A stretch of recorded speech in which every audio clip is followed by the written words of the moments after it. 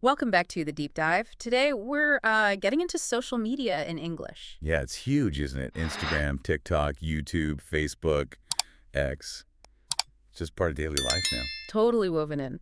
So, we've looked at some English language learning resources, focusing on how to actually talk about it. Right.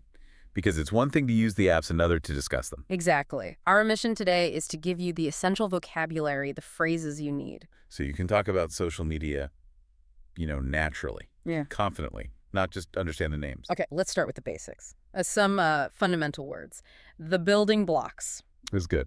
So, when you put something online, a picture, a video, a message, what's that called? That's a post. You create a post. Right, a post, and then people react. Right. Yeah.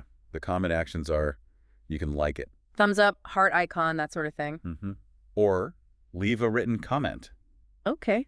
Or you can share it with your own friends or followers. Gotcha. Like, comment, share, standard stuff. What about the people involved? Well, the people who choose to see your posts are your followers. Okay. And the accounts you choose to see, those are the ones you're following. Makes sense. Followers and following, and all that content shows up where? It all comes together in your feed. Yeah. That's like your main homepage, showing up updates from everyone you follow. Your feed. Right. Now, videos seem huge, especially short ones. Oh, yeah. Short-form video is massive. You hear different terms. Yeah. Well, story is common, often disappearing after 24 hours, Yeah. on Instagram, Snapchat. Those temporary ones. Exactly. Sure. Then you have Reels, which really took off on Instagram.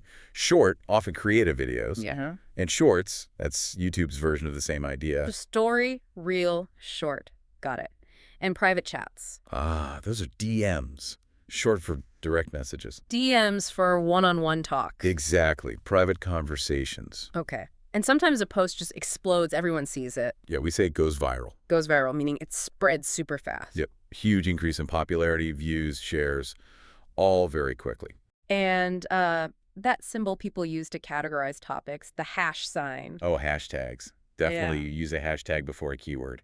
So people can find posts about, say, hashtag language learning. Precisely. Yeah. Helps with discovery. Okay, we have a good example sentence here. Listen to this.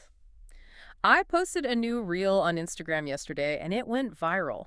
Over 10,000 views in a few hours. See? It pulls a few of those terms together nicely. Post, reel, went viral. Yeah, it helps put it in context. Okay, so that's some core vocab. How about talking about our own use of social media, our habits? Right. People describe their routines in pretty standard ways, like when they use it. For example, You might hear, I check Instagram first thing in the morning. Super common. guilty, or maybe why they use it. Yeah, like I use social media to stay in touch with friends and family. That's a big one. Still a primary reason for many, I think. But people are also trying to cut back sometimes. Definitely. You hear things like, I'm trying to spend less time on my phone. Uh-huh. Or maybe they're specific about what they look for. Sure. I follow a lot of motivational and language learning accounts, focusing the feed, Right. Or they just quit a platform entirely. Yep. I deleted Facebook last year. It's too distracting. People do that too. And it's easy to just keep swiping, isn't it? We have this example. I try not to scroll too much, but sometimes I end up spending hours watching funny videos. So relatable. That mindless scrolling through the feed. It happens. Yeah. It really highlights that difference between, like, actively engaging and just passively consuming. Exactly. Yeah. So, okay, we can talk about habits. Yeah. What about opinions?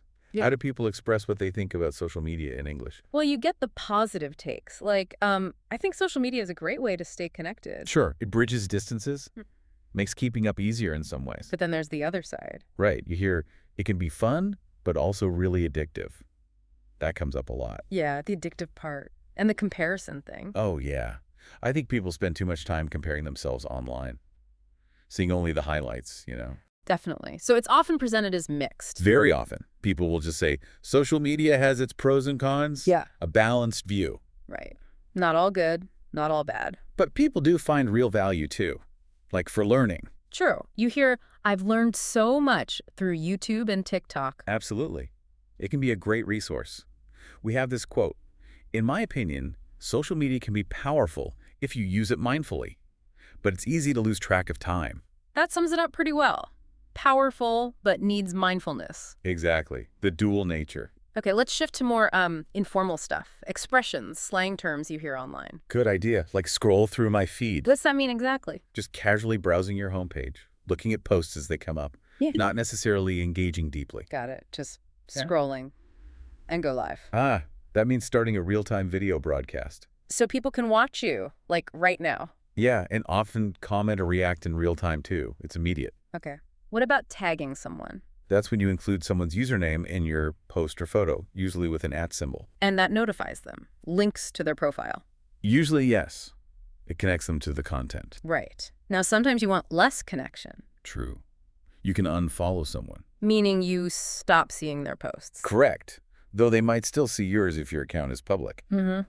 For a cleaner break. You can block them. Exactly. Blocking usually prevents all interaction. They can't see you, you can't see them. Okay. Unfollow or block.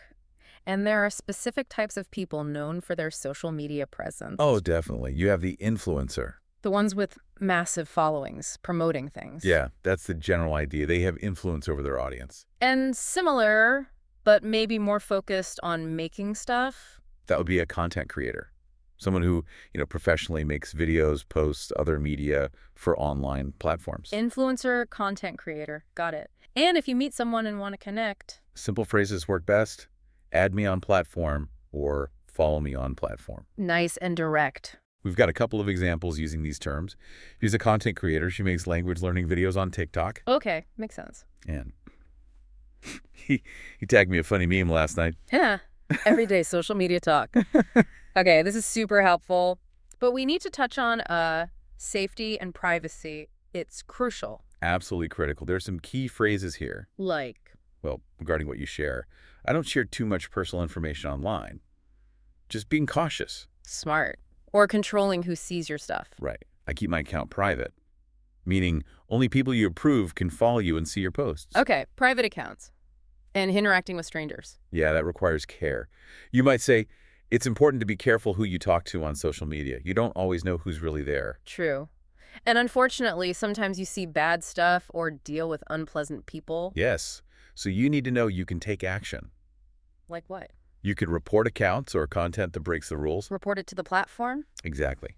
Or if someone's harassing you or posting harmful things, you can block that account. Report and block. Important tools. Definitely. And this example kind of sums up a common attitude towards privacy. I like social media, but I try to be careful with what I post. Not everything needs to be public. A good reminder about your digital footprint, really. For sure. So wrapping things up, it seems clear that being able to talk about social media in English isn't just like a niche skill anymore. No, it's pretty fundamental to modern communication, really. Knowing this language helps you connect, share your experiences, understand others. It boosts your overall fluency and confidence when talking about, well, everyday life today. Absolutely. And on that note, here's something for you, the listener, to think about inspired by our sources. What's one thing you love, or maybe dislike, about social media? Good question. Try to think about your own relationship with these platforms. Can you express that feeling in English using some of what we talked about? It's a great way to practice. Keep using the language, keep engaging. Social media changes fast. So being comfortable talking about it is really valuable. Keep practicing. Thanks for joining us for this deep dive.